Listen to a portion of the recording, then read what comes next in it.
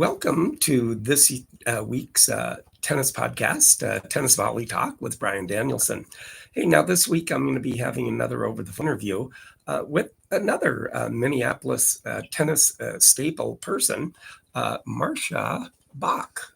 Now, she's been playing tennis a long time. She's been playing tennis probably about as long as I have. I've been playing about 50 years or more. She probably has too, but she probably has a little bit more. She started maybe about the same time, but I don't know. We'll get into some of the tennis aspect of that stuff. So, but Marcia, thank you for joining me on Tennis Volley Talk today. It's my pleasure, Brian. I'm looking forward to it. Oh, good. Yeah. Now, the only thing with that, like I was saying here, are you a Minneapolis gal or lived here? I know that you've lived here a long time, but did you come from another state and then moved here with family and everything? No, actually born and raised in Minneapolis. Grew up South Minneapolis, attended Washburn High School, and following graduation from the University of Wisconsin at Madison, I began working for Bloomington Parks and Recreation and moved to Bloomington in my early 20s and have lived here ever since. Boy, that's a good staple. That's a long time being in one place. I'm from Oklahoma myself, so the Missouri Valley aspect of everything. Got it. And everything from and in Tulsa too, which is really a big mecca for getting together and playing tennis at one of the major facilities that they have there called La Fortune Park Tennis now, which really kind of is where everybody goes to, and it's a big central hub now in Tulsa where people go and play tennis because it's a big tennis facility and it's reasonable to play there too. But that's where I kind of grew up back in the early 70s. Back then, it was not as big as it is now. It just was a little tiny clubhouse and a few courts, and they still ran tennis tournaments through there too. Like they had, the Star and Tribune, and then the Tulsa Pioneer Press, and there was upwards to at certain times 1,000 people in that tournament, and they'd kind of distribute it throughout the whole cities to play the tournament. And I'm sure that you've had that experience with tournaments where you grew up in the Parks and Recreation, where it was used for tournaments also. Right. Yeah. Your situation at that time was pretty unique, and that's a lot of interest in playing in tournaments. So, good for you to grow up with that experience. Oh, sure. And then, of course, then with you growing up, did you get kind of involved in tennis at a really young age, like really early, or was it kind of during like high school? Because I remember whenever I got into it was junior high, and it was kind of like my mom said, "Hey, you're around the house a lot, so go out and find something." Well, I found a couple of my friends, and guess what? I was not around the house anymore because I was out on the tennis court morning, noon, and night. And then growing up on the tennis court, I grew up on the white cement courts at the high school with the yellow painted lines and the chain link fence. So, did you get started in tennis at kind of a real early age, or kind of the mid age, about junior high school? I did. Actually, I started playing tennis at a sleepaway camp when I was in 4th grade and loved it. And kind of got the bug right then. I did get the bug, and they had a little all-camp tournament that I won. Oh my gosh. I was off and running, and unfortunately that was the last time I ever won a tournament.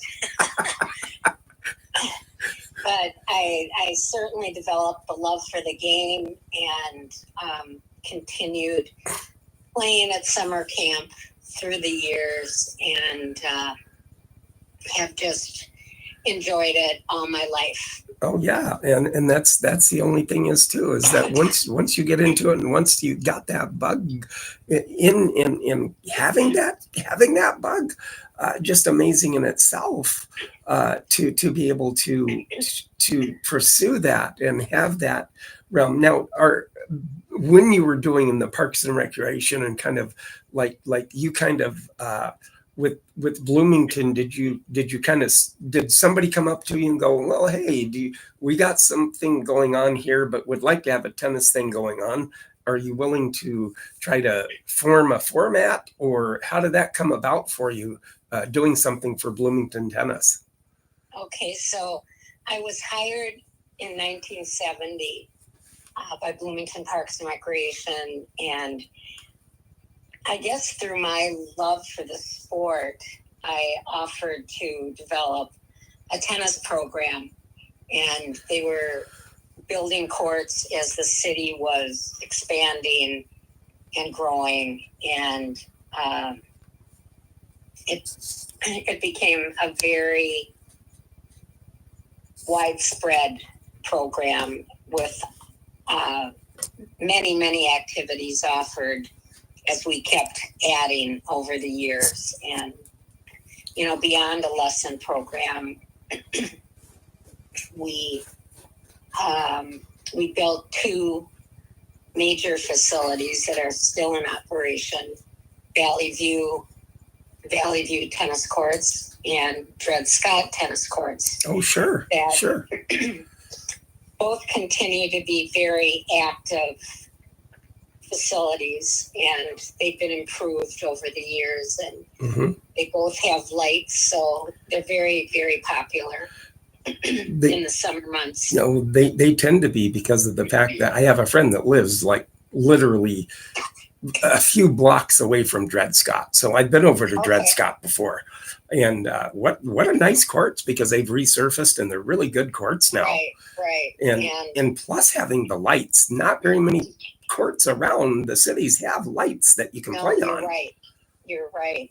And at the time that those courts were built, it was at the height of the tennis boom in the 70s. And I look back to those days, Brian, and I kind of chuckle, because we had attendance at both of those facilities. And if you wanted to play on those courts, you needed to reserve them. Oh my gosh. So we had phones installed. Oh my goodness. And the attendant sat in a booth and answered the phone. When's the court time? I want some court time. Collected the fees and made sure that the courts were turned over at the appropriate time. I need the court. That went on for years. Otherwise, people would just come and stand and wait for hours and hours to get on a court. So fast forward, we don't do that anymore. But there's still the ability to reserve them. If you would like, but we have them programmed so much, and still try to leave some courts available, however, for the public to just show up and play. And you are so right. With the early 70s, back in the tennis boom, there was no way that you could get a court any place. I know. Because people were on the court all the time. Right. And I mean, literally, whenever my friends and I, when we were on the court, we would go home, eat dinner, and then where are you going to go? I'm back out on the court. I got to go play tennis. That was the way it was. Boom, it was in there, and got to go out and play, and then build that game. But then would go to the local park, and they'd have I think it was like 6 or 8 courts.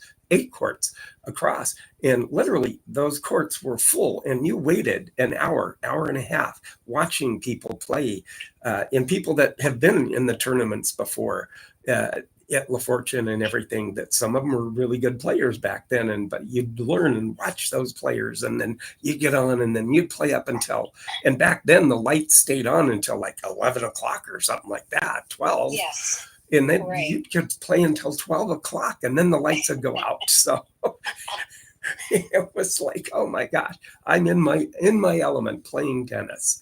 Right. Now, we were very fortunate to have at Bloomington staff and administrators who supported the sport and the popularity of it and the growth of the game. And so in those days, we were really known for having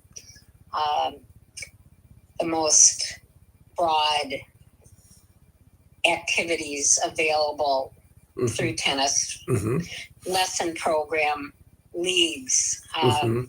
There were some volunteers that worked with me and started the Bloomington Women's Tennis Ladder in those days. And that's still operating. Oh, that is actually. Good. And there was a time when we had 700 or 800 women from all over who played in this. Really? On this ladder, because you didn't have to play in Bloomington. Yeah, all over. You would call, I believe it was up to 7 people ahead of you on the ladder and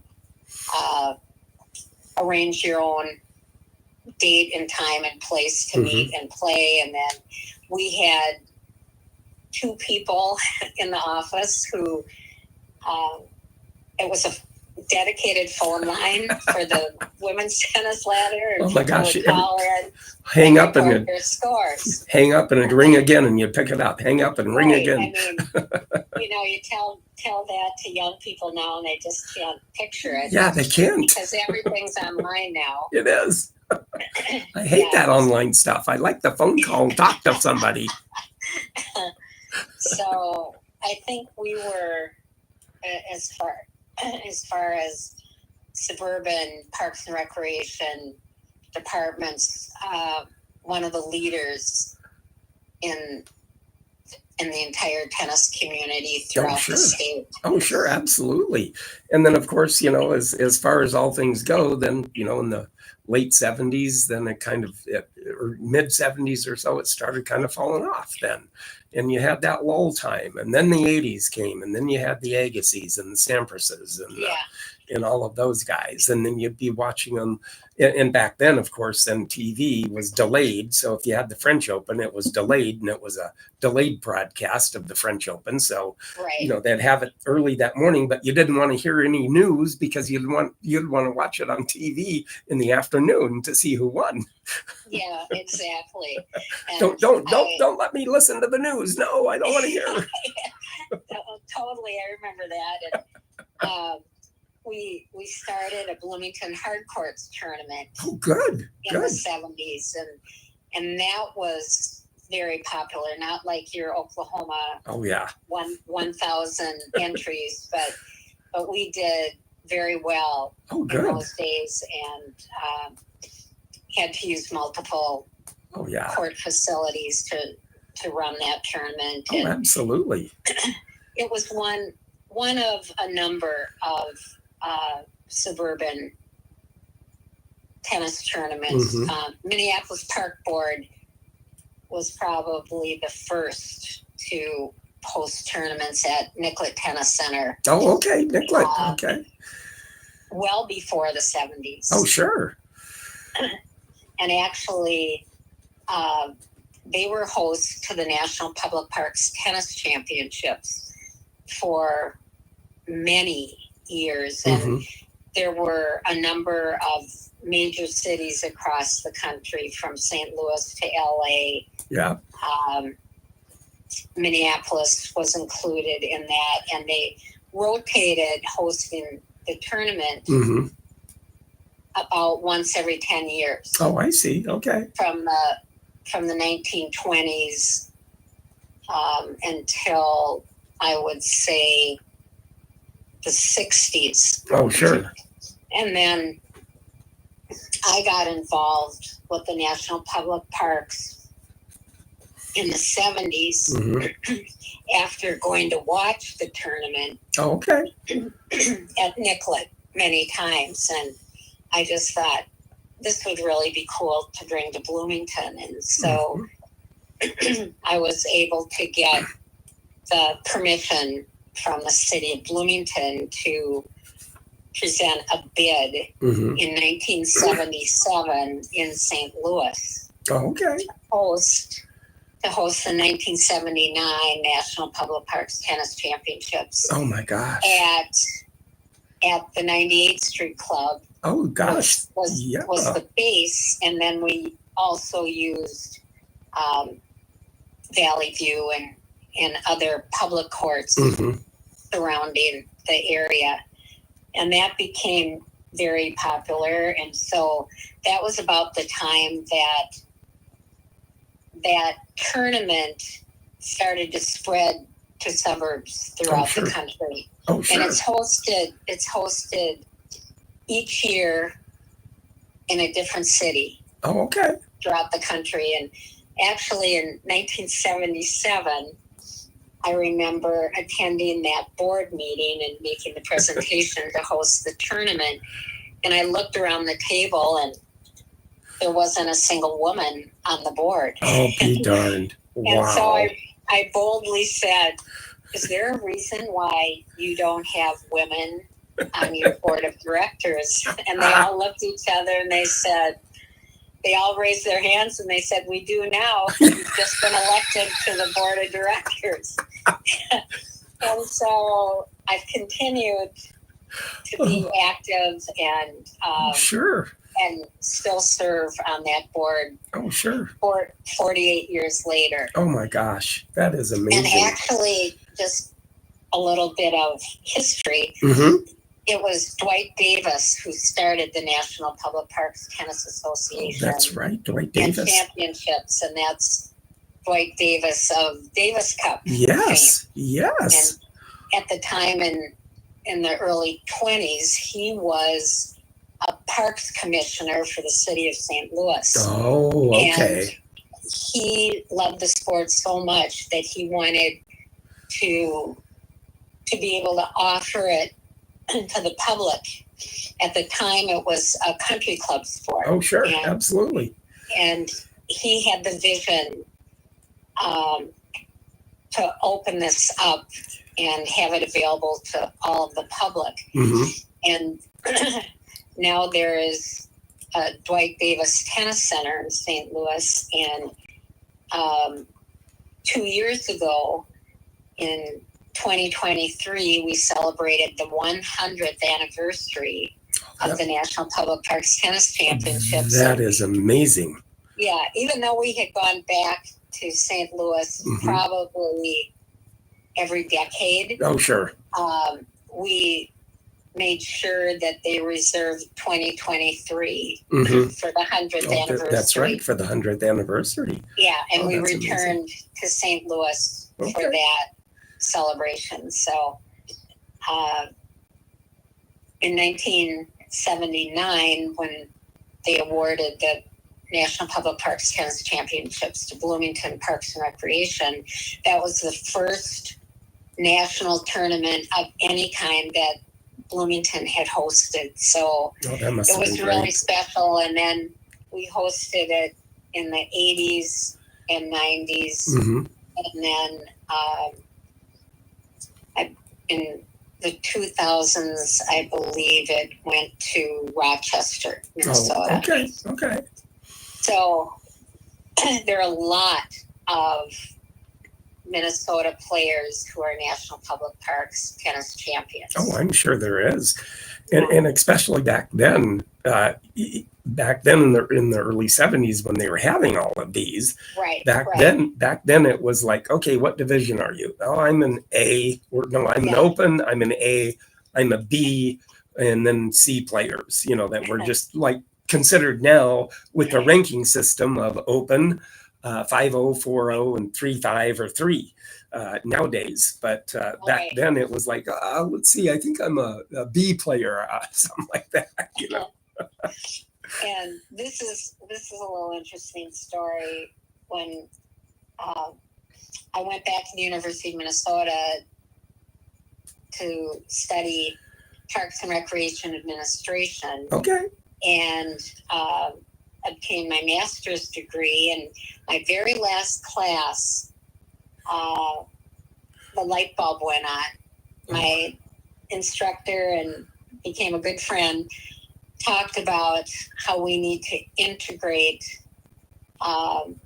people within a community to participate together, because at the time, individuals with and without disabilities were separated in the schools for their programming and athletics and everything. And so I thought, we need to do that for the National Public Parks. So I believe it was a 1985 tournament that we added wheelchair tennis to the National Public Parks. Oh, that must have been cool. It was amazing. And so we invited the media to play in that tournament, and they were the stand-up player. And then we had wheelchair players from all over the country that came to play as the wheelchair partner. And it was about that time that wheelchair tennis was kind of coming along. Was started through the USTA. Sure, absolutely. Yeah. And then with that is so good. Now, do they still have, and are they still running the Parks and Rec tournaments all over? Yes, they are. Okay.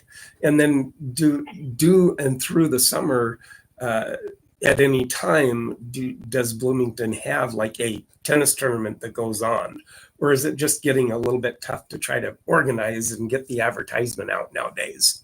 Right. We haven't had a tournament for a long time, but there still are some public tournaments around, but formats have changed to make it more attractive.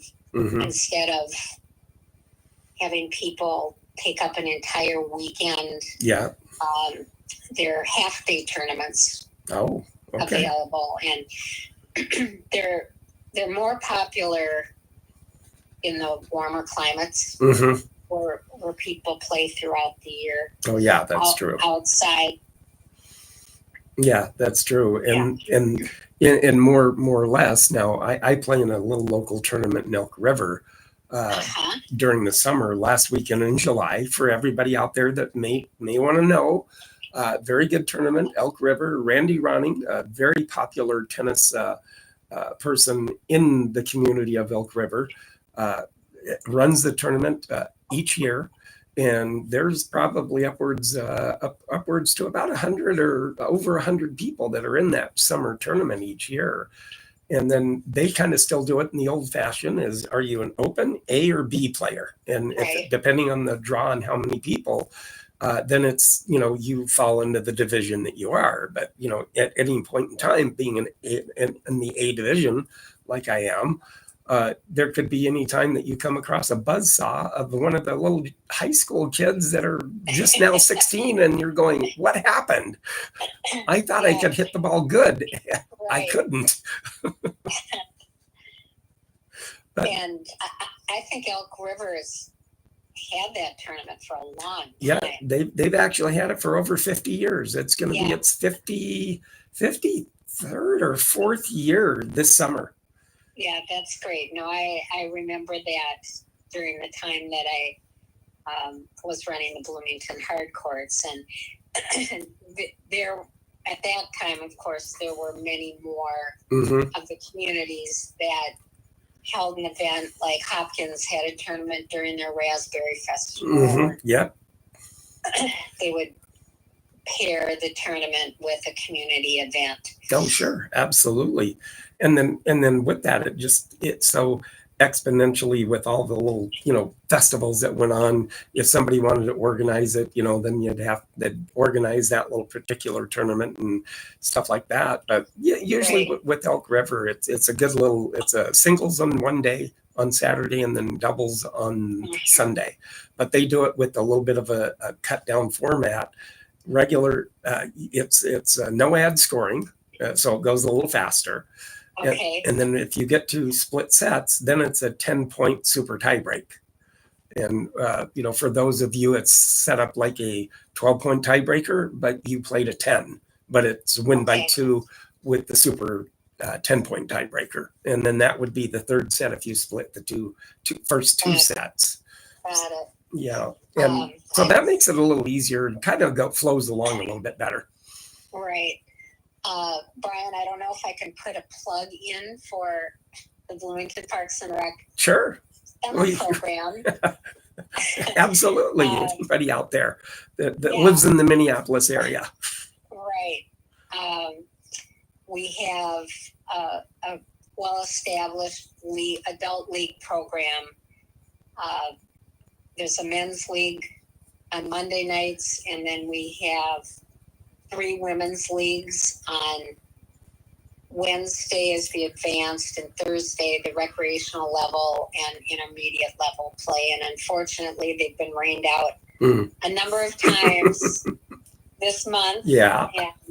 And that's upsetting because they wait all winter to be able to come back with their friends and play in these leagues. And if anyone is interested in that, we are still accepting registrations for subs. Okay. We always need subs in the league, and they can go on the Bloomington Parks and Recreation website and look for adult activities or adult leagues, I think, what it's under, and register as a free agent / sub. And there's no charge. It's free to be a sub, and you have the opportunity to turn down an offer if someone is looking for someone. So it's flexible, and it's a way to still be able to play in an organized program during the summer. Absolutely, it is. And with that, just all you YouTubers out there, just be sure and like, subscribe, and comment if you like what you're hearing. And phone interviews here in just a little bit. I'm going to be doing Racket of the Week along with Marcia, and she'll kind of learn something about one of my mini rackets I have behind me in my collection of 250 or more rackets. Some very old of the wooden. That don't get used anymore, but they're there, and I like them. But with that, you podcasters, you're gonna hear about the racket. So if you want to take a look at the racket, like, subscribe, and comment. But also, you can take a look at the racket. If you want to take a look at the racket I show of the week, you can certainly go to my tennis podcast, Tennis Volley Talk. But with that too. I've had, and like you, and I'm sure you've had the experiences within the USTA to actually have gone to tournaments and like the US Open or something like that. Myself, I just had the experience of the US Open Fan Appreciation Week last year, and I'm going to be going again this year. But this year, I think this year, I think what I'm going to do is do a day pass for the first day session of the US Open. So it'll be in the Louis Armstrong Stadium, and then I can get out of there and then go to the show courts and watch the show courts as much as I want to. So that'll be a fun experience again. It's such a wonderful experience for anyone who hasn't had the opportunity to fit that in, put it on your bucket list, because absolutely. It's amazing. I've been fortunate throughout my career in Parks and Recreation, and then I became the first executive director for USTA Northern, which at the time was the Northwestern Tennis Association. And throughout that time, we held a semi-annual meeting in New York during the US Open. Oh gosh. And so I was fortunate enough to go and attend our meetings and squeeze in tennis in between. And I have to go to that dreaded meeting in New York during the US Open again. Oh gee, I don't know what I'm going to do. They were never dreaded. And it's been a wonderful experience, and such an honor to represent our region. Oh, sure. Which is Minnesota, North and South Dakota, and Western Wisconsin. Since that time, and since I retired from Parks and Recreation, I guess I should say semi-retired, because I continue to run the Bloomington Parks and Rec program. Sure. I have become a very active volunteer with the USTA, and for Northern, I'm on the Awards and Recognition committee, which is very exciting, and we're able to recognize wonderful tennis players and leaders and Hall of Famers throughout our section each year. And then I serve on the USTA National Public Parks Committee. That's different from the National Public Parks Tennis Association. And that is formed by participants from all over the country that represent different sections, and we help promote tennis and the growth and development of the sport at the community level throughout the country. So that's been an honor and very exciting to be a part of that. And if any of the listeners are interested in volunteering for the USTA, there is a section on the website that is dedicated to volunteering. So they could go to the USTA Northern website and learn more about how to volunteer. Oh, good. That's always good to know. Now, if you happen to have any voting in there for the best podcast in the Twin Cities, I Tennis Volley Talk might be in there. Maybe. Who knows? Just got to promote myself a little bit. There you go. You got to do it. But with that too, I've actually, because now another thing that they used to have within the Twin Cities, but it just didn't really catch on, which I had the opportunity back in Tulsa back in the day to see World Team Tennis. But they had, for a while, they had World Team Tennis in the Twin Cities. Somehow they had a league, but that kind of folded because there just wasn't any interest in it. Because I don't know if there was enough women out there that would be playing the mixed doubles and doubles, women's or whatever. I don't know, but it kind of fell off the map, really. Actually, yeah, I'm not sure what happened with that, but it was extremely popular. The Minnesota Buckskins, I recall, played at that Sports Center for I'm not sure how many seasons, and then we had the Minnesota Penguins, and that team played at Flagship, and they built a stadium court there, and it was extremely popular and pretty much sold out all the time. Oh, absolutely. But I think it's boils down to a financial financial at one time or another. And they also had just a World Team Tennis kind of league with just general people in the areas too. Here, but that just kind of fell down and out because there just wasn't any interest, I guess. But that seemed like a pretty fun league.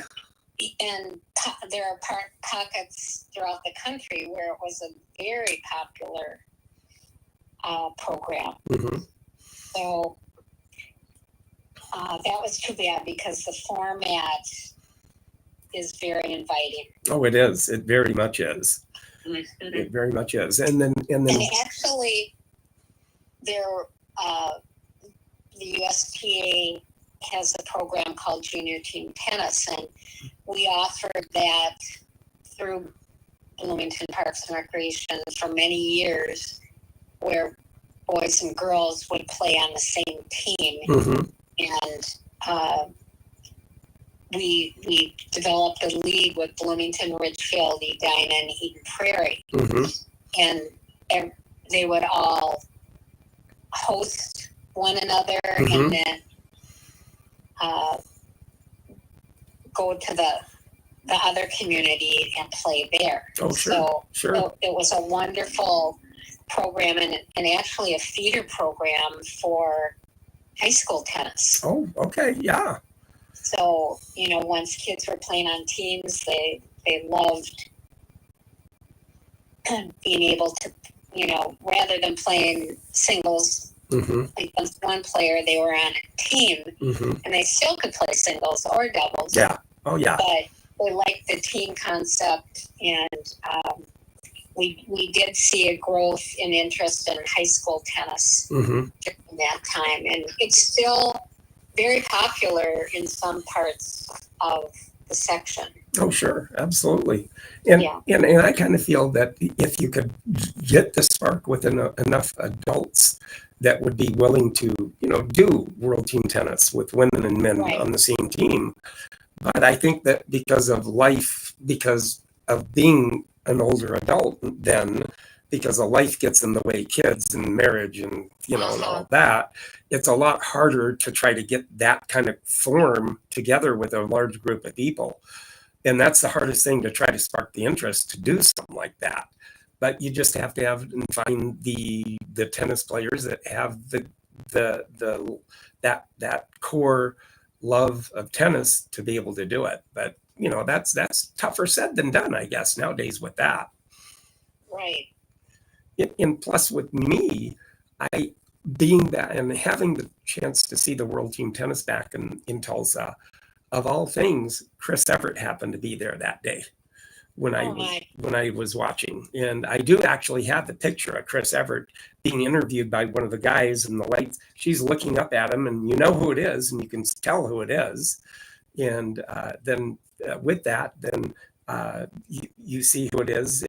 And then during that time, I happened, back then, and you could just kind of walk on the court, and I'm around all these players on the court, and with my 35 millimeter camera taking pictures, and lo and behold, guess who I happen to turn around and I see walking around handing out sugar daddy bars with a sugar daddy coat on, but Bobby Riggs. Oh my gosh. And I got a full-fledged black and white picture with him and his sugar daddy coat on, looking at my camera. And I have that picture with me. Oh, that's great. That's a great memory. Bobby Riggs, of all people. Wow. And that's pretty fun.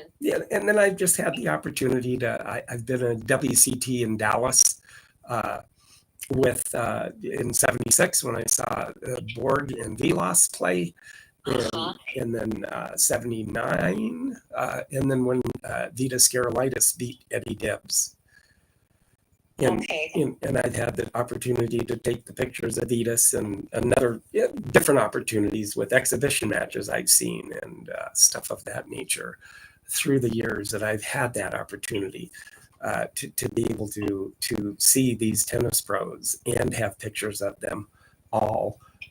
Back in Tulsa, they had the Bank of Oklahoma tournament, which was going on for 10 years. So had the opportunity to take pictures of the Gullickson twins, Stan Smith, Bob Lutz, Jimmy Connors, Amos Mansdorf back in the day, Mel Purcell. All of those guys came through Tulsa. And then plus with that, and then being able then to go last year to the U.S. Open, actually did make it to West Side Tennis Club. And because I talked to that historian girl there, and then I got to see the club. I got to see Bud Collins' library, and that his widow gave to the club. I got to have lunch. I got to see the grounds, and I also got to see Ultimate Tennis Showdown event.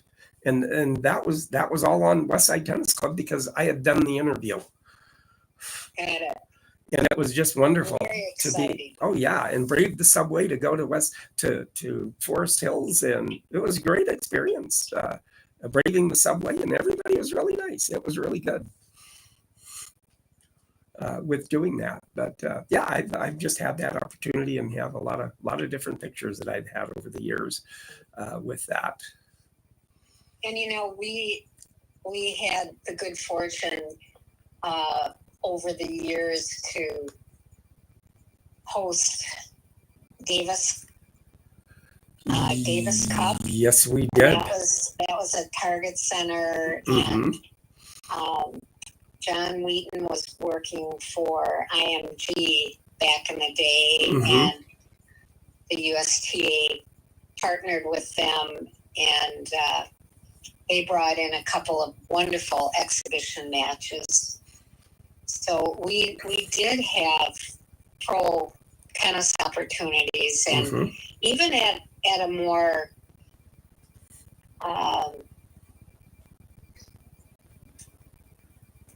grassroots level, Mm-hmm. when Steve Wilkinson ran the tennis and life camps for so many Yes. years, and then it developed a tennis and life clinic. Oh, sure. Steve would manage that and always bring in wonderful, world-renowned clinicians, and it invited high school teams from all over the state, and there'd be 1,000 young people attending that clinic with very, very well-known players and clinicians. So we had that benefit for a long time. And of course, Tennis and Life Camp continues after Steve's passing, and is still extremely popular. And there are other camps that have been really popular as well for youth and families throughout the region. Oh, absolutely, yes. And that just kind of still trying to reach and as many people as you can, younger nowadays, and getting them into more of the fitness part of it, and the tennis being fitness without them really knowing it's fitness. And with that, to then show them that it is a fun sport, and then eventually through those few that get the bug, then they'll start kind of developing, and then knowing that once they grow up, then it was like, oh gee, that was really all fit. And we didn't know that ourselves, because that was even way before the fitness craze. That was our fitness back then, and we didn't even know it, and we just kept it up. Right. You played because you loved it, and it was fun. And I also think about the Northwest clubs and what a huge partner they were in the community, and offering programs and building multiple clubs throughout the popularity of tennis. Oh, that's right. Marv Wolfenson and Harvey Ratner, and they actually provided office space for USTA for years and years at no charge. And they helped the University of Minnesota with court time before the baseline tennis center was built. Oh, yeah, before the baseline opened. That's right. And when Jerry Noyce was the coach of the University of Minnesota men's team, he and I collaborated a lot between the 98th Street Club and Bloomington Park and Rec. Sure. To bring more and more opportunities for professional tennis. We co-chaired the National Women's 35-45 Championships for several years. And I think that always helps promote the sport when you have pros in the area. And I have to mention our own David Wheaton. Oh, absolutely. Who became such a well-known player and represented the sport so well. And actually, the Wheaton family was just named UST National Family of the Year. Oh my gosh, that's so cool. So that is a huge honor, and they were so humbled by that recognition that, more than the 4 adult children who all played, and it dates back to their grandfather, who helped start tennis over 80 years ago. Oh, sure. In the Lake Minnetonka area, and how the love of the game was passed on from generation to generation. Oh, absolutely. Now that's one person I'd like to get on my podcast is David Wheaton. Yeah, but trying to get a hold of him, that's harder than what it seems too. Oh, okay. Well, so I just need somebody inside to tell him about tennis volley talk. Got it. To get on my show, call me up. David, give me a call. Yeah, there you go. Well, he has a million stories. Oh, I'm sure he does. I met him when he was 8 years old. Oh my goodness. When he played in the Bloomington Hard Courts tournament. Oh, I'll be darned. Wow. So it's fun kind of reliving some of the memories that we have over those years. Oh, absolutely. See, and you mentioned the Northwest clubs. Back in the day, for a little while, for a little brief moment, I did actually work at the St. Louis club, but I was doing the membership input in the computer. So that was my job. So I did that. So luckily, like you had mentioned, Davis Cup, I actually got in to see Davis Cup, and I was right down on the court with Northwest racquet clubs at the time. So nice. Yeah, I have pictures, of Agassi and Edberg and Andres Yared and all of those guys. And then back when Agassi had his long hair and all that. Right. And I've been to a few of the exhibitions too, when Agassi played Wendell at the old Met Stadium in Bloomington. Right. Kind of like the it was inside and all that, but that was over in Bloomington, and before they tore it down, made the everything. But it was kind of like really kind of like cool to be able to see that. I've actually then and you remember, and you'll probably remember and saw it, that I was actually at when Connors and John and Patrick McEnroe, Jimmy Connors and David Wheaton played in the exhibition together. Right. Now, the only thing is back then you could still kind of get away with it, because whenever I was at the Bank of Oklahoma tournament, I found kind of a little name tag that said tennis and official underneath it. And so I kind of put a little black tape over one part of it, but it looked kind of official.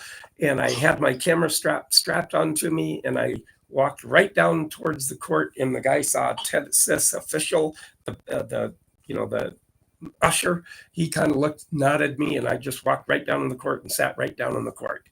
And it was taking pictures of McEnroe and David and Connors and all of that. But some people, if they don't know, I had my T2000 racket with me at the time. And if you might remember that whole situation, John was getting ready to receive serve at the time, and he saw me sitting there with my T2000. And if people remember that exhibition, he walked over, put his racket down, unzipped the cover, and took the T2000 out. He was hitting with my T2, all three of them, John and Patrick and David, hit with my T2000 racket. Oh my gosh. And actually it is on the internet. If you look on the internet, McEnroe making fun of Connors being drunk, it has that whole little segment of them hitting with my racket. And when I saw that, I went, that's my racket. I was there. Oh my gosh. I remember, because I was sitting off to the side, but they were the ones hitting with my racket, and they had filmed it all too. And it was like, and then it dawned on me, like, that's my racket they're hitting with. I was there. Yeah, that's a great experience. Oh, it is. It is a wonderful experience and everything. And then, like this with my tennis podcast, to let everybody know. And I kind of, like I said, it has really actually turned into kind of not only tennis with talking tennis with people, but also having the grassroots of tennis, of how people got started, and having the love and having the passion for tennis too. With that, and the people out there, the YouTubers that, be sure and like, subscribe, and comment, and then with you podcasters out there, like, subscribe, and comment. And if you want to take a look at the racket of the day, racket of the week, you're going to be able to see that if you want to go to my tennis YouTube, Tennis Volley Talk. But with that, to have that experience and seeing the pros like I have, has been such a joy to be able to do, and everything. And as all said, with the racket of the week, this week right now, the racket that I have is actually probably it has a newer string job in it. So, but usually these rackets had if you weren't using them, these rackets would have the old cow gut or cat gut strings in them back then. And they'd probably have the little strings that would right below the main string on the top and bottom, that have a little tiny thin string across the top and bottom, which really back then were for the string savers, to keep the strings from moving too much. But this racket is actually a Harry C. Lee racket autograph, but it doesn't have actually anybody as far as what kind or what the name of the racket brand is, because out there you had like back in the Tad Davis, you had the Imperial Deluxe. Doesn't really give you any kind of name, but it's really a cool racket because it's brown, has the brown head on it all the way around. Then it has the white with the black letters of Harry C. Lee autograph on it, and then this Lee brand, or the crest of that Harry C. Lee brand. And it's actually called a professional model, is what it is. And it's still very straight racket, a very heavy racket too, but you could still probably hit the ball with this. And it's a club. It's a club of a racket. It's like literally, if you hit it right, that ball would go flying really good with that too. But of all things, it was founded, actually, the Harry C. Lee Company was founded in New York in 1910 by Harry C. Lee. He actually was a previous partner with Lee and Underhill Manufacturing, but he then branched off into New York, and in 1910 opened up his sporting goods, and mainly it was for manufacturing of golf and tennis equipment back then, is what it was mainly for. And then he actually then did make and manufacture the tennis rackets. And then back then, the tennis rackets for them, the rackets, having many of them, when they did make the tennis rackets back then, they had a slot in the throat, or in the handle of the racket. A slot would go through the handle of the racket back in the day of the handle. And then Harry C. Lee actually, that company actually was going up until around 1960. So it went for a long time as far as a manufacturing company and sporting goods company with Harry C. Lee. And that's kind of the racket that I have here that you see. And very sturdy racket. I like the color of it. The brown all the way around on the head has the little white there that has his name on it, Harry C. Lee, on that, with that, and then the crest, and then the brown shaft down to where it's the professional model. So the professional model just happens to be one of the brands, like I said, Imperial Deluxe kind of thing too. But very good racket. You YouTubers, you're seeing it, and hope you like that. I do like giving Racket of the Week a little bit of history. So this racket probably is around about the 50s, 60s, in that area, with the realm of with the cloth little strings around the racket here too. So like, subscribe, and comment on the podcast. You podcasters out there, like, subscribe, and comment. If you want to take a look at it, go to my tennis YouTube channel, Tennis Volley Talk, if you want to take a look at it. So now you learned a little bit of history of a racket. Brian, let me ask you, where do you keep your collection? Well, I actually keep my collection in my podcast room right here. And all of my collection is on racks, 2 separate racks, about 44 each on my 3 racks. And then I still have collected a lot more so. So I may have to go into my other room and switch rooms and come into the smaller room and make my main bedroom the racket, my podcast room, because I need more racks. There you go. But yeah, with that, it's just such a joy to be able to talk to somebody and have that experience with the way we grew up in the early days of tennis, and still have that tennis desire and still want to be around tennis and everything. And if you know anybody, you got my number, you can text me. If you know anybody I can talk to, somebody within even Oklahoma or Missouri Valley from back then, I can talk to them, because it does make a good interview too with that. And just trying to say, hey, everybody watch and get to know Tennis Volley Talk. That's what I want everybody to know. And of course, then, if you happen to know any, pass that on to David Wheaton or whoever, or the USTA board. Right. You can interview me on and how I got started on my podcast. Who knows? Okay. Well, it's been a total pleasure being on your podcast today, Brian. You do a great job, and I thank you for connecting with me. Oh yeah, I appreciate it so very much, and to be able, like I said, to be able to talk to somebody that knows and has had that experience through the years that we played, and we know.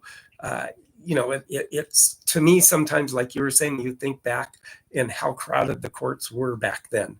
Now I go out to one of the local high schools that have mini courts on a nice summer day that's not really hot, and they have the backboard, and I go out and hit the backboard, and I'm hitting it for maybe half hour, 45 minutes or so, something like that. And of all things, nobody shows up. Back in the day, people would be lined up waiting for those courts. Right. So yeah, kind of a bittersweet for our day in tennis that we remember back. Well, I have to say that the USTA continues to reach out in the community to grow the game, and it continues to be one of the most popular sports there is, and is the number one healthiest sport in the country, in the world. Oh, it is. That you can be part of. Yes. Oh, absolutely it is. And I mean, it's proven that you extend your lifetime by 7 to 10 years. Oh, absolutely. By playing tennis. Mm-hmm. And like you agreed, and like I was saying, back then when we were growing up and got into tennis, we didn't know that was our exercise. That was our workout. That was the Richard Simmons workout. That was the Jack LaLanne workout. That was Jane Fonda's workout. That was, all the workouts. We did it in tennis because they had the same kind of movements that they did. Absolutely. And the USTA recognizes the fitness aspect and the health aspect, and is providing grants to communities to help improve facilities, to build new facilities, to help provide equipment to parks and recreation departments to start programs. So there's a huge emphasis in reaching out to all people and to make this a very inclusive sport. Oh, absolutely. And they're hoping to reach 35 million people by 2035. Oh, sure. So it's all very exciting to be a part of that. Absolutely. And within that realm too, and within the USTA too, and with that, if you know anybody that from this podcast and knowing that I have the passion I do for tennis and talking tennis and having the experiences I've had, I would love to be an interviewee of somebody to talk about my experience too. So if you have that within realm or letting somebody know, I would love to do an interview myself. I'll think about that. Yeah. And with that too, did you actually then teach some tennis too, back in the growing up and through the Parks and Recs also? I actually did. Okay. I taught some tennis for Edina Parks and Rec at one time. Yeah, but 99.9% of my time has been as a community organizer. Yeah, the running of the programs and all of that. Yeah. Right. So I got just a little quick story here is how it kind of comes to fruition of how I felt like a proud tennis teacher in a way. Is that when I was out at a local court, that they just tore down the old courts and made 2 pickleball courts and then 1 tennis court. And I saw one young kid out there hitting the ball one day, and I kind of was watching him, and I said, well, yeah, if you could hold the racket down a little bit this way. And I could tell he was consistent. He could get the ball over the net. So I said, hold the racket down this way and then just kind of come through the racket a little bit more this way. So then what I did is I took him, and before his friend came, I got him on the short game between the service line and the net. And I started just kind of barely hitting it over just to hit it over to him getting it back. I got it back over, and then he hit it back.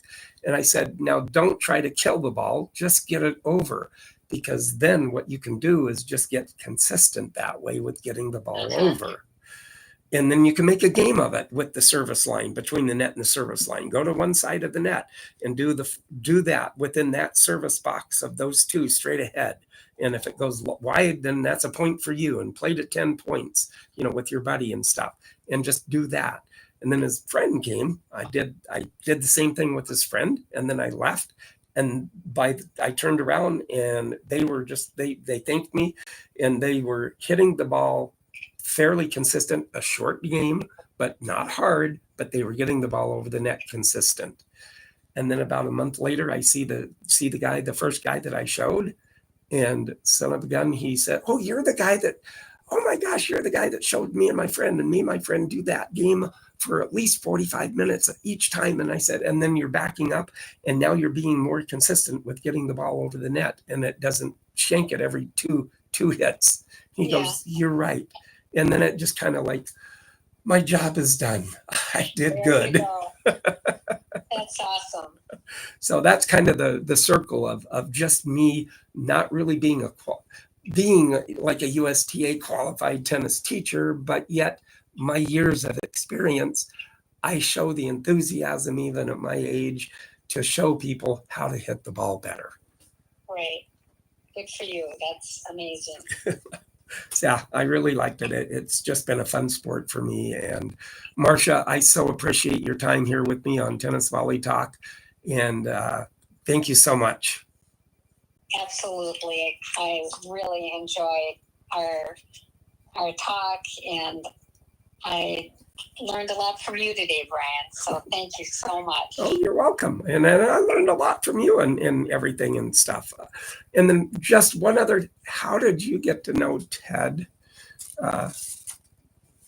McAllister? How did that come about? Ken McAllister. Yeah. Yeah. When I was the executive director for UST Northern Section, he was the executive director for the Texas. Okay. Sector. Okay. So we became instant friends Oh, and sure. collaborated for years and years. And then he joined our board of the National Public Parks Tennis Association. Okay. And he's still serving on that. And Oh, sure. we continue to stay in touch. That's good, because I did interview him too with the, Right, on my right. podcast. Yeah, but it, he had told me that. but it was really amazing in the fact that how I got to his name is just by having an interview in Mason, Texas, with the guy that had the red clay tennis court that he built in his own backyard. Okay. And then from then he gave me names to call, and I got those interviews, and then went to Ken McAllister and talked to him. And it was just such a wonderful experience to be able to talk to all those guys in the Texas part of the state, you know, and learning and hearing about how Texas got started. Him writing the book from cattle to courts, you know, and stuff like that. I have a copy of that. Yeah, I'm reading it right now. It's really interesting. Well, anybody who's in tennis at all in Texas knows Ken McAllister. Mm-hmm. Oh yeah, absolutely they do. And it's just, it's just amazing in itself. So couldn't have asked for any more better things to be able to grow my podcast in any way. But like I said, it's kind of dawned on me that it has turned into more of a grassroots kind of tennis talk. And eventually, hopefully, I might get a tennis pro on, which will then grow it a little bit more, but who knows? Hopefully it'll happen someday. Well, I wish you all the best. And thank you so much for reaching out to me. I thoroughly enjoyed this, Brian. Yeah, I thoroughly enjoyed it, and it was wonderful. And like I said, if you have any other names you can throw to me, and like I said, the Missouri Valley, you'd mentioned the name when we talked briefly before, but you can throw that to me again, because I'm sure that'd be a good interview too. I'll give that some thought. I probably can come up with a few names for you. All right. Well, I appreciate it very much, and you have a great day. Thank you. You as well, Brian. Right. Bye-bye. Thanks so much. Bye-bye. Well, there you go. You have it. That was a great interview today. So thank you again, everybody, for listening, and to Tennis Volley Talk. Get out there, like, comment, and subscribe. And with the Racket of the Week, then I hope you did like that. And with that, like, subscribe, and if you want to take a look at the Racket of the Week, then you can go to my tennis YouTube Tennis Volley Talk on YouTube. So thank you very much, everybody. Have a good week out there hitting. If you're hitting outside, it's been a little wet here, so we haven't been able to get outside as much. So everybody have a good week. Thank you.